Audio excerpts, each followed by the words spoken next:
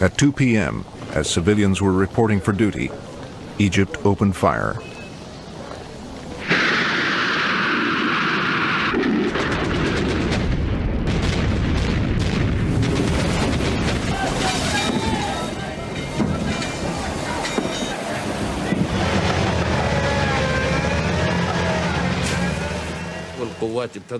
Our troops crossed the canal. They were shouting, "God is great, God is great," and they planted the Egyptian flag on the Sinai itself.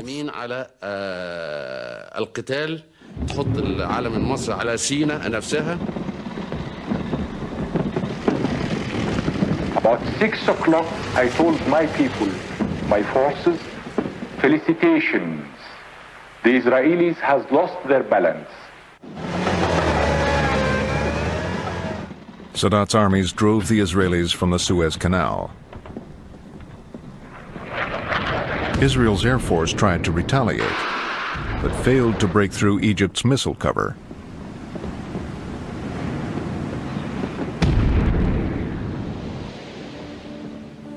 The Egyptians advanced 8 miles into the Sinai and then stopped, as planned. In the north, Syria's attack also caught Israel off balance. 600 Syrian tanks rolled over Israel's defenses and across the Golan Heights.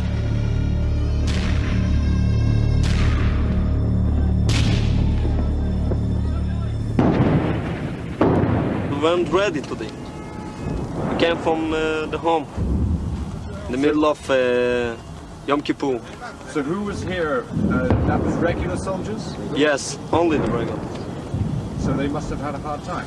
Oh yeah, very hard. Did you have many casualties? Well, with such things we don't know. It's not allowed to talk about them.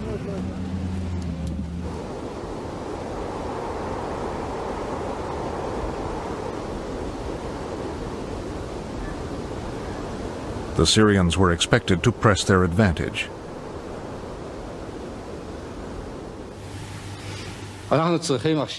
We must keep on fighting with all our courage, faith, and trust, as a nation that knows we're fighting for our lives.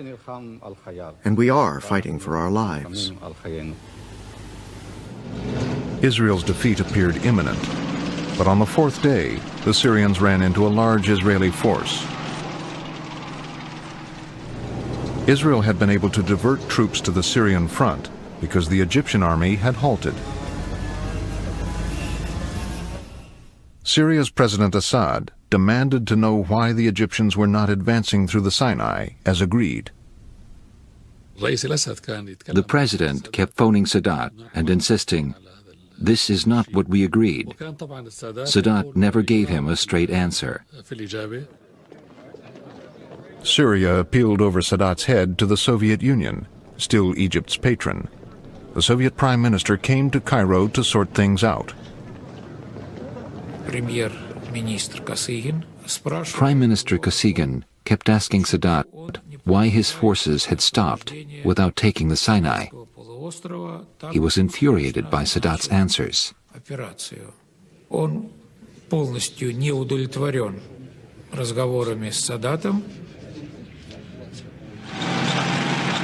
President Sadat yielded to Soviet pressure and gave the order to advance, much to the dismay of his chief of staff.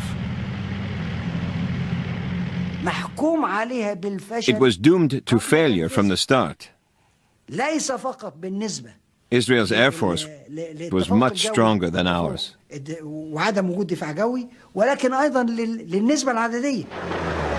Now the war began to swing Israel's way.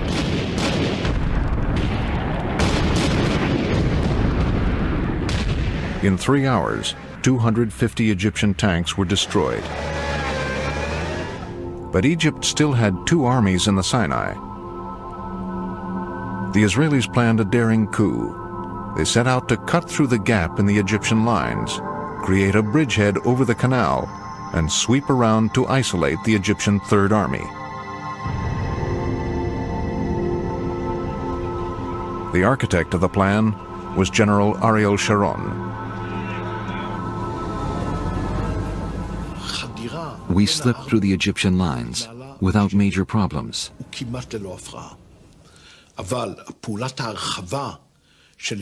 But when we reached the canal, there was a ferocious battle.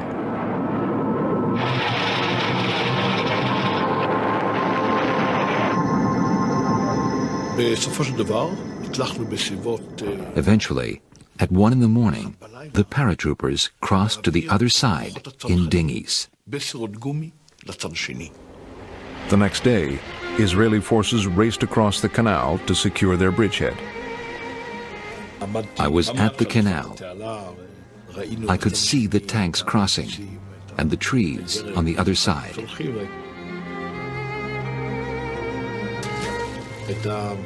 It was a great feeling. Israel's troops were now only hours from Cairo. President Sadat begged the Soviets to arrange a ceasefire. The Israelis crossed the canal, and about 24 hours later, we got a message from Brezhnev inviting me to come to Moscow. We thought Kissinger's visit to Moscow would be useful. He could help us stop the conflict. We thought it would give the Israelis more time if I went to Moscow, because nothing could happen until I got there. While I was in the air, Nixon sent a message directly to Brezhnev saying that I was fully authorized to conclude, but I frankly wanted to stall. The Soviets were in such a hurry to end the fighting that General Secretary Brezhnev led the talks with Kissinger himself.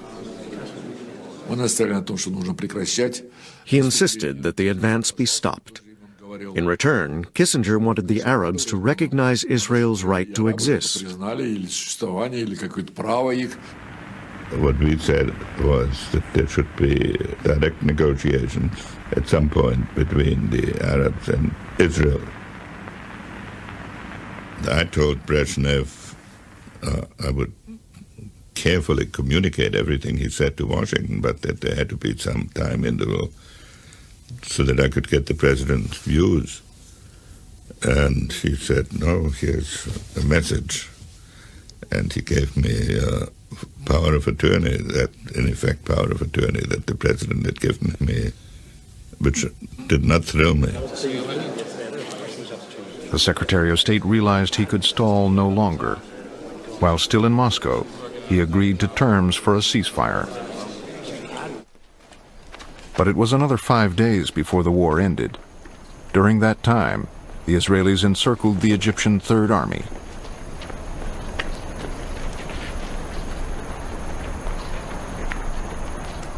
A day later, the opposing generals met in the desert to work out how to disentangle their forces. It was the first formal meeting of Egyptian and Israeli officers in 25 years. He offered me coffee. I said, no, thank you. He asked, can I get you anything else? I said, no. He said, it's cold. Can I get you a coat? I said, no, thank you. That was the end of the first meeting. It was a week before the Egyptian general began to relax. We went out and sat on the sand. We put a map down in front of us, and we put stones on it. We started to talk about how to disengage our forces.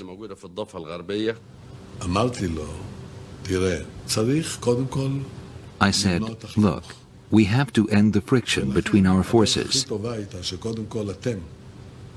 answer is, you go back to the west side of the canal, and we will pull back to the east side.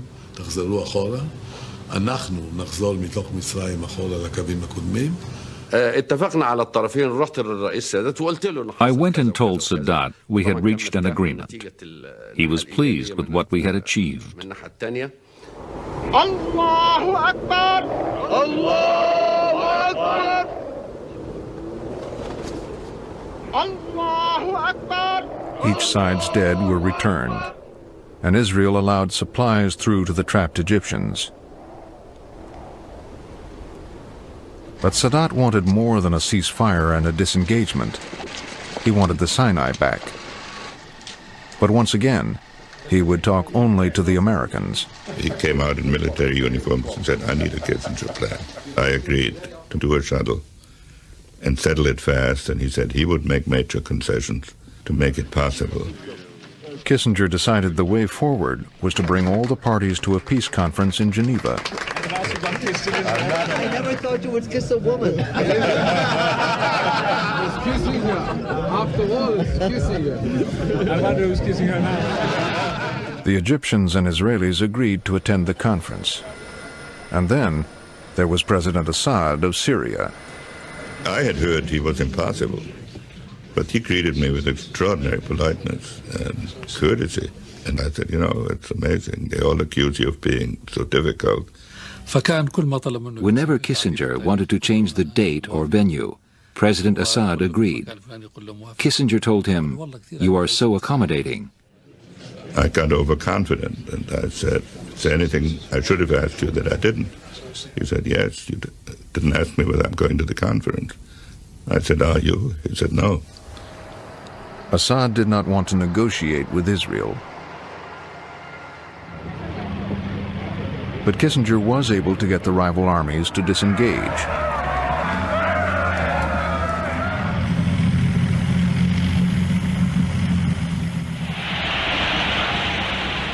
Sadat then attempted to strengthen his hand by embracing Syrian and Palestinian objectives.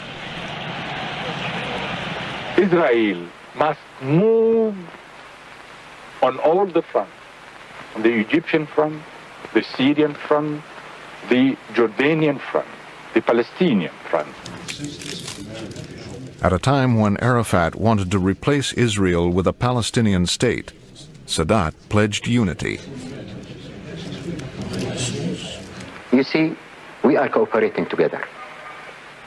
And as we have mentioned, there are three partners: Egyptians, Syrians, and the Palestinians. 2 restless years passed.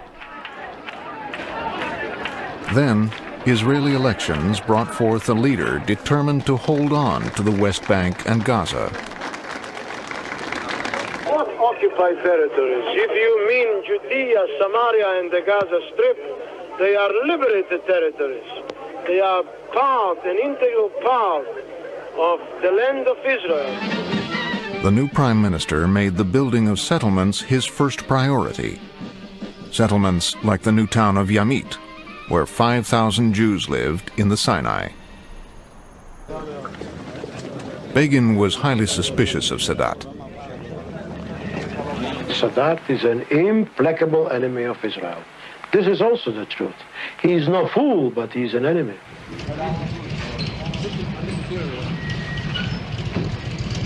Sadat's response would write his name indelibly into the history books.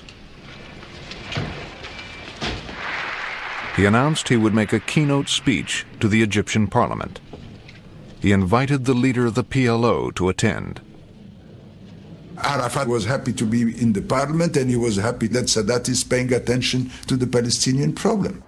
السادات then ابتعد عن الورق المكتوب وابتدى يتكلم من دماغه. Sadat put his text aside, but he carried on speaking. I told the foreign minister, he is about to throw a political grenade. After 7 years of trying everything else but talking to Israel, Sadat broke the ultimate Arab taboo. I am willing to go anywhere. Israel will be surprised to hear that I am ready to go to them, even to the Knesset itself, and negotiate with them. The idea that Sadat would negotiate directly with Israel was so unthinkable, the audience applauded without realizing what he had said. Everyone was applauding Sadat. Even Yasser Arafat was clapping. I know, because he was sitting next to me. In Tel Aviv, No one was sure if Sadat really meant it. Sadat then said if Begin invited him, he would come next week. The next day, Prime Minister Begin was hosting a lunch at the Hilton Hotel. The head of CBS in Israel wanted Begin's reaction. Begin was eating at the head table. I went up and gave him the message. He said, "Sure, I'll invite Sadat from here." Ladies and gentlemen, I hereby invite President Sadat on behalf of the government of Israel to come to Jerusalem and to start negotiations to establish permanent peace between Israel and Egypt. Before accepting the invitation, Sadat flew to Syria to persuade President Assad that the trip to Jerusalem would not be a betrayal of the Arab cause. We asked the president to arrest Sadat to stop him going anywhere.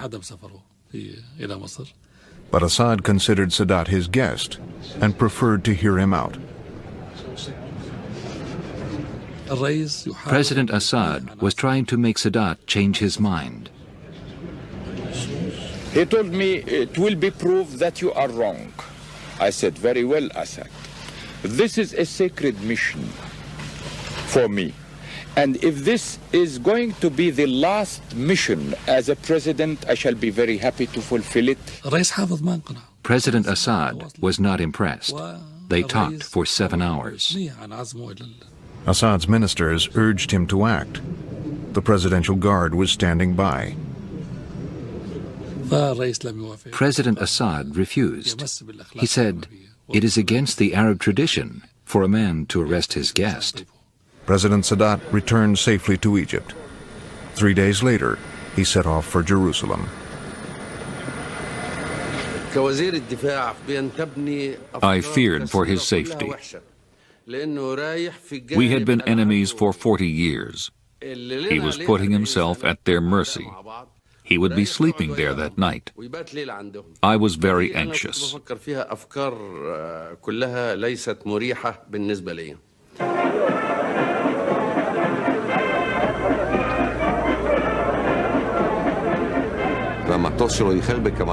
Sadat's plane was late. I overheard a senior security officer talking. He was saying, "Hold on, maybe instead of Sadat there is a suicide squad on the plane, and they will jump out and kill the assembled Israeli leaders."